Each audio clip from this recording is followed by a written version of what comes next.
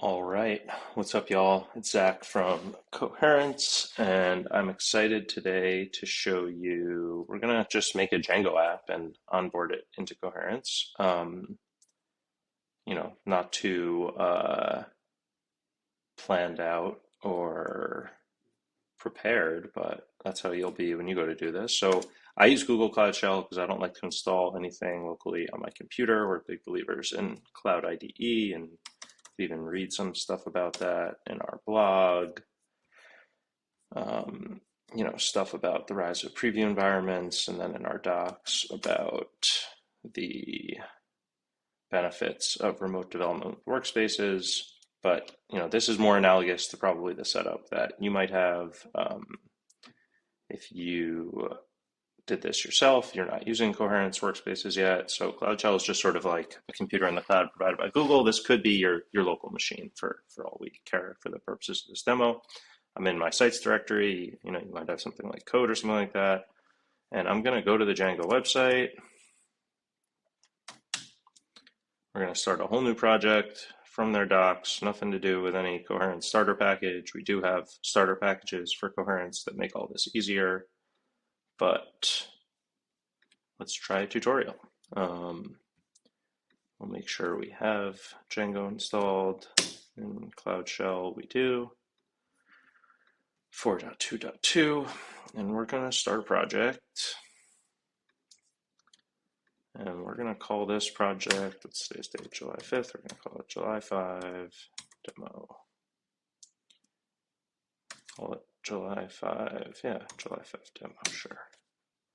Okay, now if we cd July 5 demo, we should have, let's see, is this what we should have? Manage PY and our project. Beautiful. So if we go here, first thing we're going to do is open up the Coherence docs, go to popular frameworks, go to Django, and this is going to give us some stuff that we want to be mindful of. So what is that stuff? So the first thing we're going to need to do, we are going to make a new file called requirements.txt. We are going to add Django. We are going to add this package that Coherence tells us to, DJ database URL.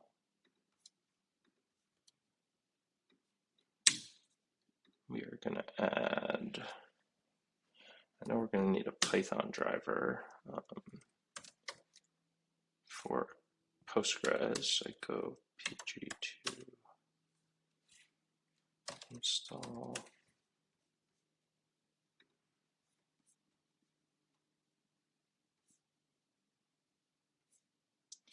I think there's a way to do this without having to compile it. Yep, that's the one we want. All right, so I'm going to add my requirements. It's the first thing in the notes on Django. Then if you're using GCP, you also want to set the host property of database configuration. So we are using GCP, so we're going to have to do something like that.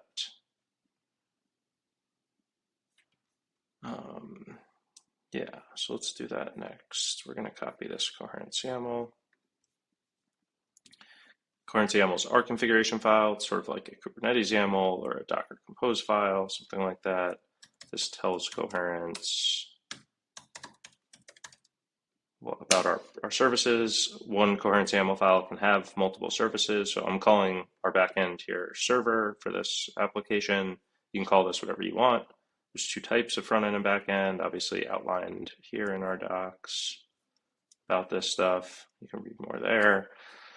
We're going to use a database.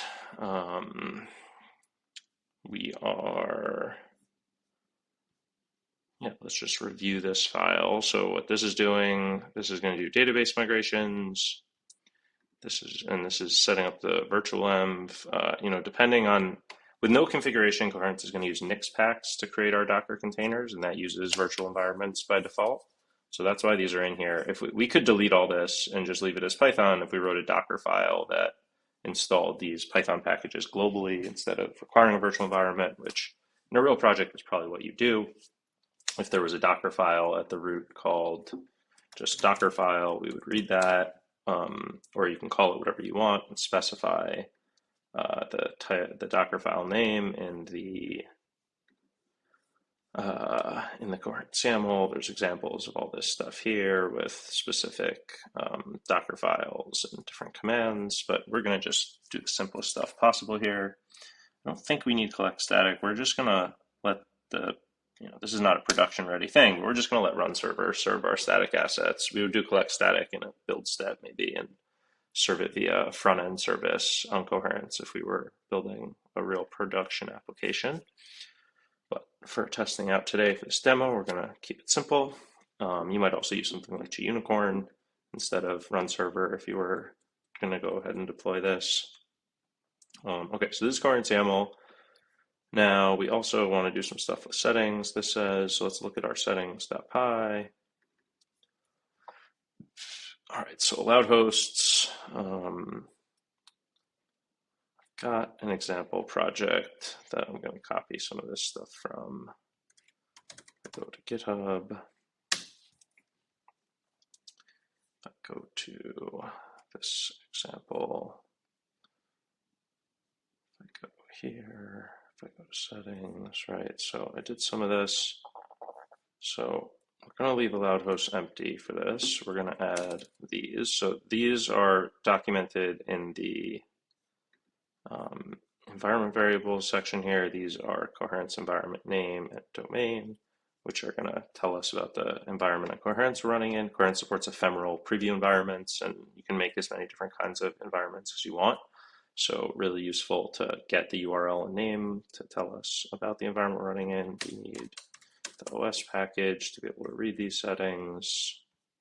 Right, and all we're doing here is, by default, there's no allowed hosts. We're allowing the environment domain and custom domain on Coherence to be used. I think we need the full protocol here, so I think this needs to be like this. Something like this. Right. And something similar here.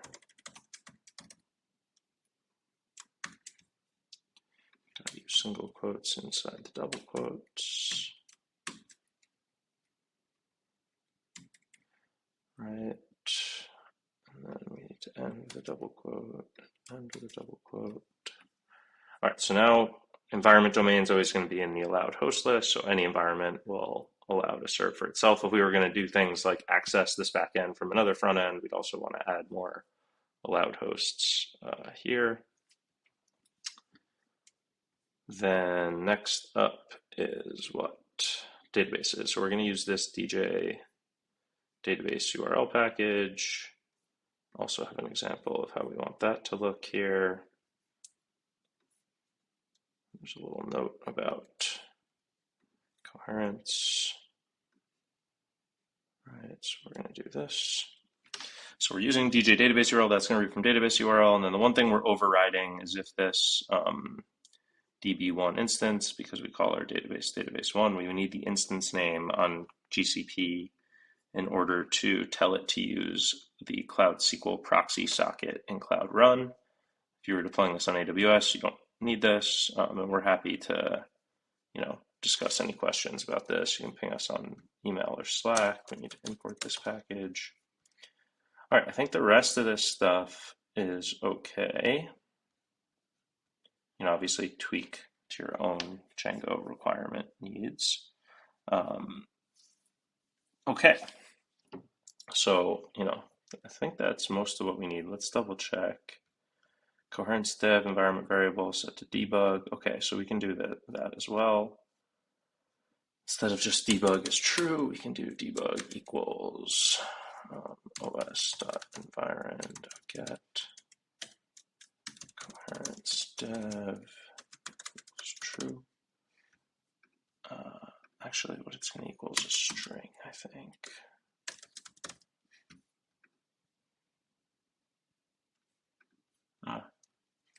You just say if it's not equal none. So if coherence dev is set, then we want, I don't even remember what we set this to, but we can do this. We can do dot lower. So if coherence dev is set to true, lowercase it, that will, that will set debug to true. So this way, coherence dev will be set to true in workspaces. It won't be set to true in deployed environments. We would set this from an environment variable. So it'd be something like os environ get secret key, but I'm just leaving this for now because it's just a demo application. We've solved the cores thing. We can do gunicorn later, but yeah, all that is okay. So, these are all the changes. I did copy and paste a little bit of magic, but you can see hopefully what's going on here, that this is pretty straightforward. This one's a little trickier. One day we will get rid of the need to do this because Google does allow you to do direct VPC access over the network, but that day is not today. So yeah, I think this is ready to try deploying. Doubt it's going to work on the first time, but let's close some of our open tabs, and here's what we're going to do. We are going to git init. We are going to make a new repo on GitHub.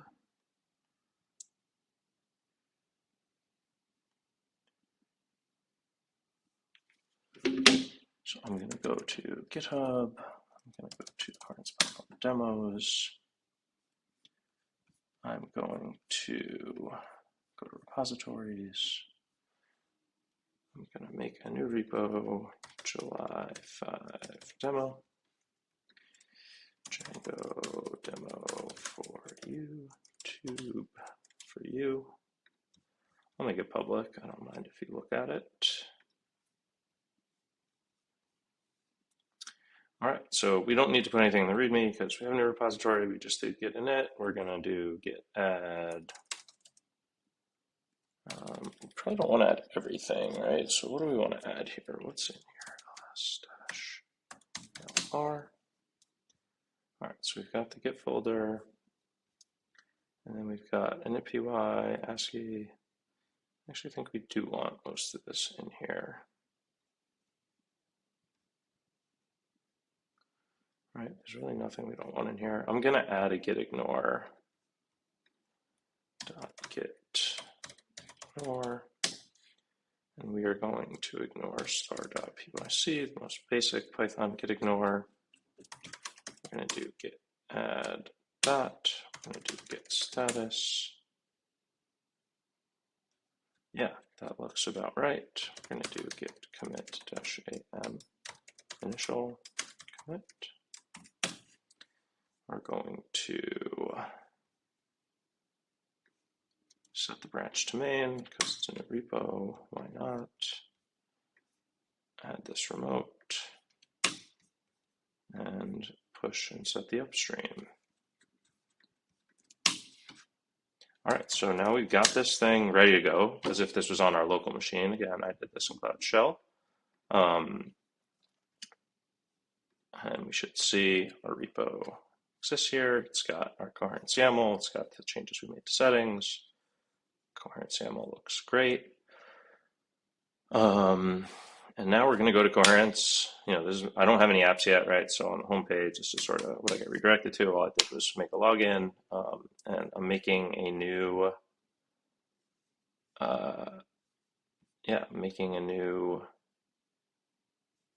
app. We're going to call this thing July 5 demo. I'm going to onboard it into Google Cloud. Pretty sure I've got, just going to use this demo project from yesterday just as a wrapper, but there's really nothing in here yet. Like if I go look, I'll just have my default network and VPCs, so I didn't do anything to this project yet. We go back to Coherence, we paste this. My region is US East. I could deploy this wherever I want, but yeah, US East looks good. South Carolina. Again, we have some starters. We link you to these repos. We're not going to use these because we just created our own. Right, so I just take this whole URL, I paste it in here, and since this is a new project, we're just going to use the main branch where we added the Coherence YAML. If you were like onboarding this to your existing Django project, you might, for example, make a new branch called Coherence or something like that, and put that here. And we would onboard using that branch, and then only once you're comfortable that Coherence works great would you merge it to main and change that branch name in your application settings later on. We don't need to do that today. We're just going to do this on main, so we're going to continue. Obviously this isn't the first app that I've installed to Coherence or the first time I have installed GitHub, but so I had come here and done this stuff in my profile before, but you would just click these buttons and install GitHub. All right, now we're going to connect our cloud account. So we're going to take this email address that Coherence owns.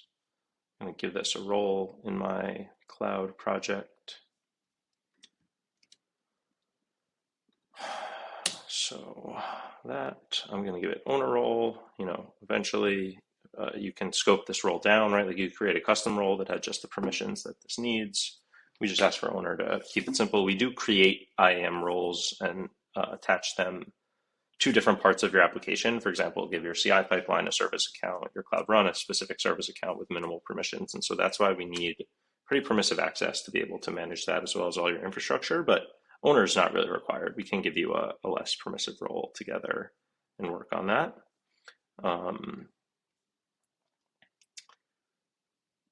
So yes, so we can close this tab, we can close this tab. I save that, so this should let me continue. Let's see. Yep. And since I already have my Coherence YAML with a service as we expected called server, I could go configure. If I didn't have a Coherence YAML yet, as I was onboarding this repo, I'd see some error message, please add your Coherence YAML, and then either locally or using this validator functionality, I could edit one. This validator will actually launch a Cloud IDE with VS Code to let you edit your Coherence YAML directly within Coherence and push to that configure branch, and then it has some validation scripts to check that the YAML works for your application. Since I wrote this one and just basically copy and pasted the example with some minor tweaks, I'm not going to go ahead and do that validator step, but I'm just going to trust that this works, and we'll see any errors when they deploy. When I click configure, this is the first time besides the IAM role I just added, Coherence is actually going to go ahead and touch my cloud. So it's just giving me a warning modal, and I'm going to choose proceed.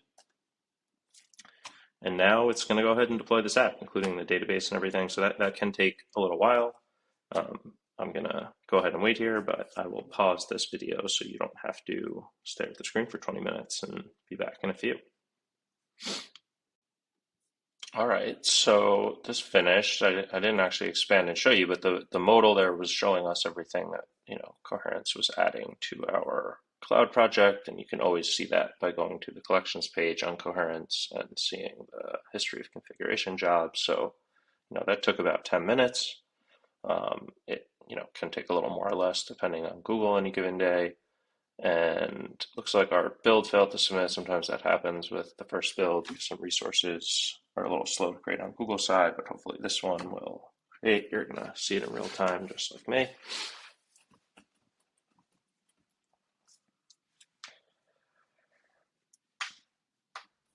While we're waiting on that, just do a quick tour around the Coherence UI. So workspace, we mentioned earlier, is our cloud IDE. As soon as the first build step and Docker image is ready, we'll be able to launch one of these. Toolbox is how we will get a cloud SSH session against the deployed environment. So all the variables and resources like databases, VPC network configuration will be present. And this is the way that I can get a REPL and do manual migrations or data inspection of my application without having to have any credentials locally or distribute them to my team. Variables tab is where we can see the variables managed by Coherence. Some of them you remember we're using already in our settings. And then if I have environment variables that I wanted to add, foo bar, but whatever your application needs, third-party API keys, whatever, I can add them. And these will be available across all environments all non-production environments in my Coherence application. If I go back to overview, Now I'll see I have one from the collection, and I could override this and make it bar2 for this environment. See the UI has the override state. I can also add foo2 with bar3 as a this feature environment only scope. And this is only available to this feature environment. So lots of ways to get configuration into my application. Infrastructure tab, very useful. This is going to link me to my database resource in Google. So I can see this is a Cloud SQL instance that we created, has all the information. And if I wanted to connect directly from my local machine, I could just follow the instructions on Google. This will take me to the Cloud Run application that Coherence created for me. And this is where I can get logs. I can get metrics like request and container count, all available here, and all the other Google Cloud Run features like security, networking. Logs is really the most useful one. And then we can put a custom domain in front of our application as well, and Coherence automatically generates this domain for us. On Google, the certs can take up to a half-hour provision, so we're seeing notification about that. On AWS, a little bit faster, but that'll be resolved pretty quickly, and you can always ignore that warning and continue to preview. As expected, we get the warning, and we haven't deployed anything yet, so it makes sense that this doesn't work yet. But our first image build did succeed, so that's pretty cool. Could start workspace now. Go ahead and do that. And we're in our server deploy step, and these will take us right to the cloud build links as appropriate. So we, probably already ran our migrations, it looks like, and we're now deploying to Cloud Run for the first time. And this puts our Docker image with our requirements, you can see, right into the Google Artifact registry. So I could even go over to Google and search for Artifact registry, and we would hopefully see a Docker registry. Yeah, here we go. Format Docker, July 5 demo. And I've got my server image with the appropriate tags for my git commit and latest being applied already.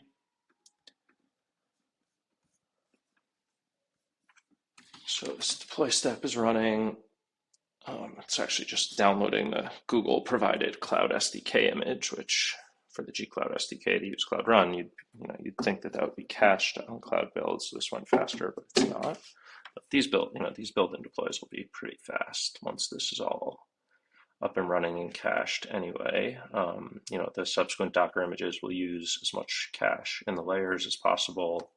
And if you're submitting a lot of builds, this kind of stuff hits more workers and can go faster as well. But overall, this is probably going to be about a 5-minute deploy.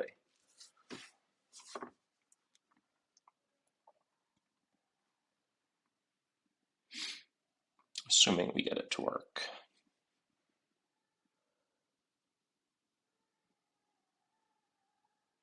Which is not a sure thing. This stuff never works on the first try, right? That's just the way computer programming goes. I'm going to leave my Cloud Shell. I can now use this workspace. So yeah, you can see I've already got my Cloud IDE up and running. So this is going to be VS Code, and I could in my Coherence profile save things like extensions, themes. I don't really care what my theme is for now, so I'm just going to close that. But I can, you can see the full extension marketplace is available here, and I can also install all that stuff either with a VS Code folder in my repo or in my Coherence profile. Yeah, same repo we looked at before is all available here, and this is actually running my dev server. So this isn't just VS Code, this is actually running my dev server in the background. It's not working, so we'd want to see why that is. Got this binary on here, co-CLI, which is documented here. Every workspace and toolbox has it pre-installed. And I'm going to use that to check the logs of our server and see why we've got a 502. Looks like doesn't like something about so it did run our database migrations. That's great. Doesn't like something about this.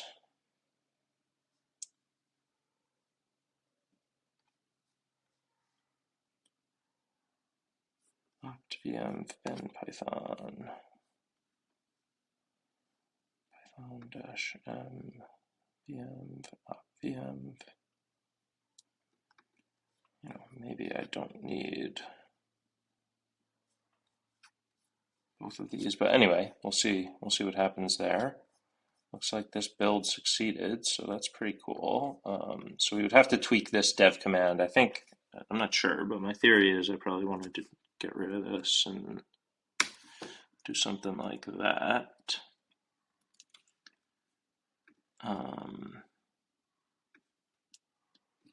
Maybe I don't need this second one actually, so it's probably something like this is what I want to make that look like to fix this. So I'd have to just stop and restart this after pushing that change, which I could do either using this VS Code UI or just git status here, and that would fix my workspace. This pipeline succeeded in 5 minutes 23 seconds. Let's see if it works now. So I got a 400. So we can look at why we're getting a 400 in the logs.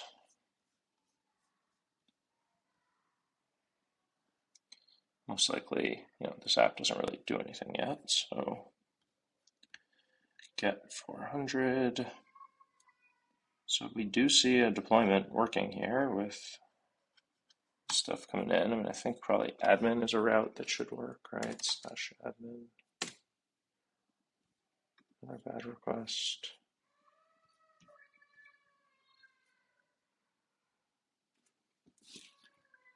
Don't see anything about admin 400. Yeah, well, this app's working, turning 400. We probably have to add some actual code to it, which we could do. Let's do that. All right, so yeah, we have a working Django application. There's no URLs, there's only admin. So I don't know why admin gave us a 400. What could we do to debug this more? We could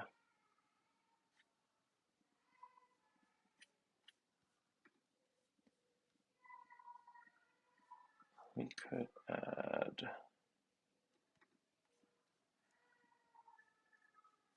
let's add a view, right? So let's go back to the Django tutorial. We've installed this thing. All right, let's now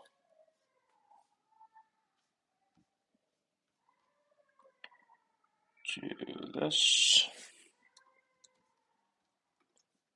All right, so now we can be using this to do this thing. So we can do co-CLI exec server, do something like that.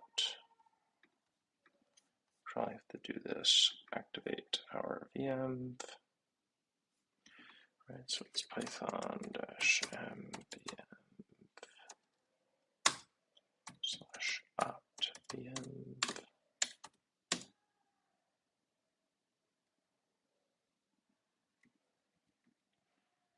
Now we should be able to do that. No. Okay.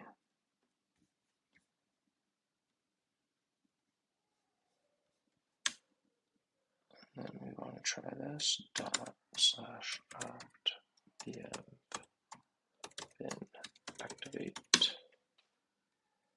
Okay, so now we're in the VM. So actually, this is really the one that we want, not this one. Looks to me probably the same thing here. Probably the same thing here. I should update our docs to reflect that. But now we should be able to do this. Now I bet we have a whole polls app in here. Very cool. Views, URLs. All right, so let's continue to follow this. Let's try this.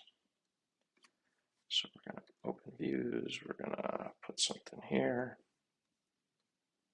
We're going to add URLs and polls.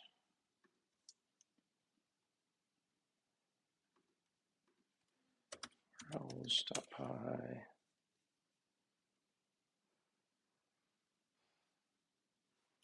Yeah, all right, so there is a message when we exec into here that we have to chown these things to 3298, so we want to do chown -r 3298 dot. Now we should be able to add urls.py, save this thing, and views.index. Then we do this. So in my site URLs, so that's this outer one. So we're just following the tutorial here. And now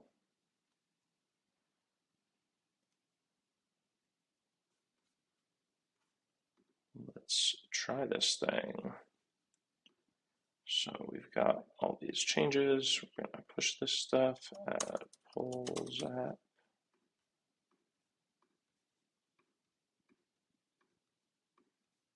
And we're going to go ahead and stop this so that we can test if our changes that we just pushed fixed it. But you'll see we have another build pushed in. You know, this came from me via Git, submit it via webhook. You can also always do what we did earlier and manually submit a build.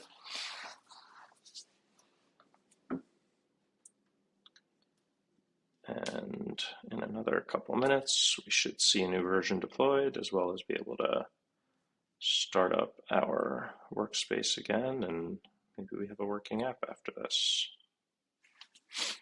So you can see, you know, we were a little over half hour in time spent so far, and we've already got a lot of this working. We're kind of just messing with our app, and if you already had a working app, you know, you probably wouldn't have to do this create the polls app and add that kind of stuff. So yeah, going to keep waiting here and hopefully get an updated deployment. Let's see if the workspace fix worked.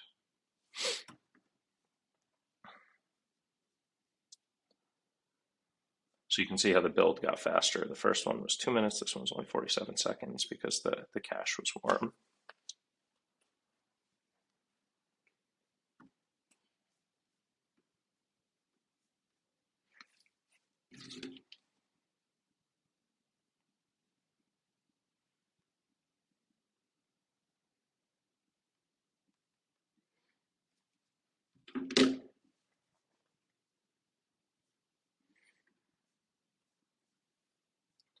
Always like watching the builds run.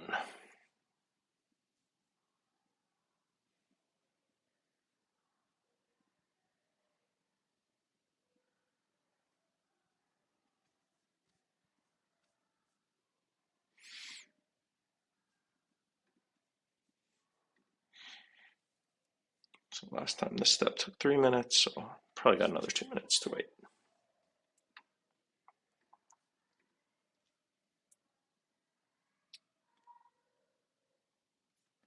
And let's see how this thing works.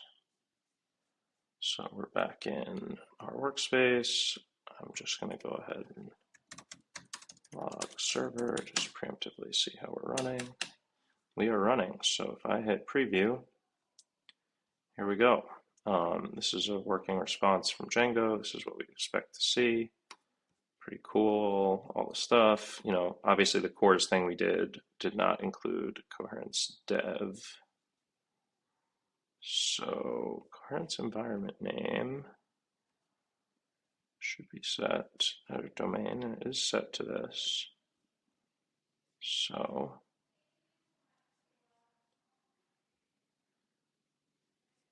our allowed hosts settings, allowed hosts is allowed.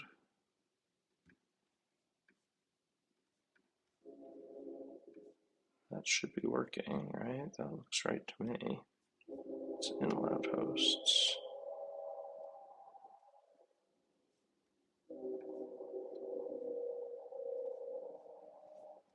possibly it doesn't want the HTTPS in allowed hosts in Django. I think that's possible. Let's try it. Let's try it, right? Just get rid of this. You're figuring this all out together with me, right? Hey, look at that, 404. We don't get the allowed host thing anymore. So now I think if we go to polls, we should see, we're at the polls index. Look at that. And we should see the same thing after a successful build. Here, continue. And we'll go to /polls. All right, so something's still not working in the deployed environment. Could be this error, which will resolve itself. I'm going to pause this and come back and show you the conclusion. Thanks. All right, so we are watching our build, waiting for this deploy step.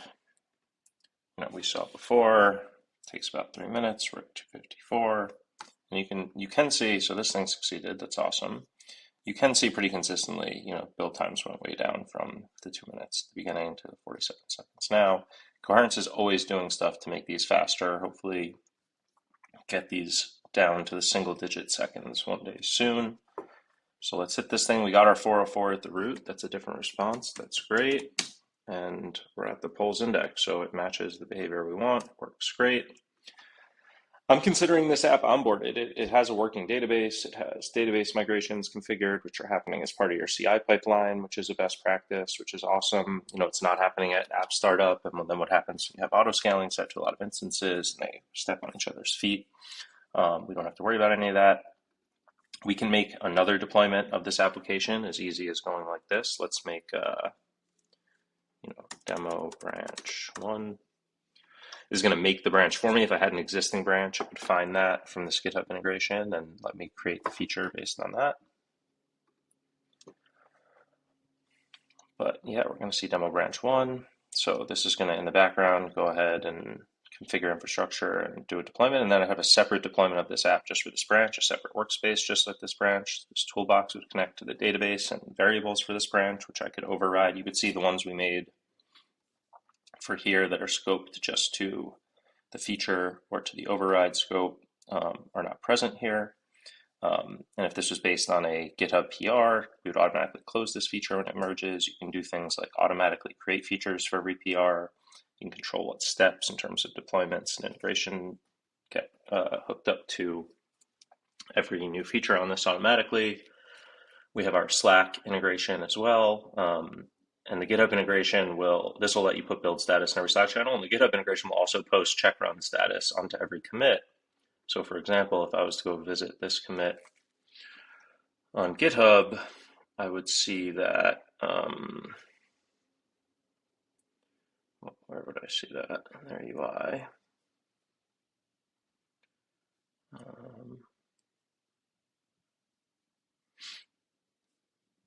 3 commits.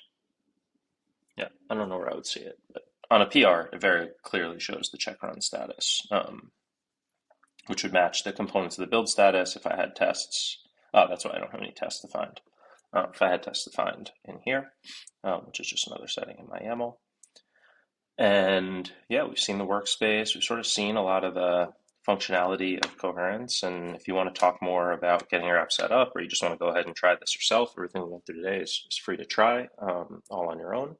But feel free to ping us on email or shout at us on social media to get some support. We're really happy to help you set up your own application. And we're going to do more of these videos for different frameworks. So yeah, take care.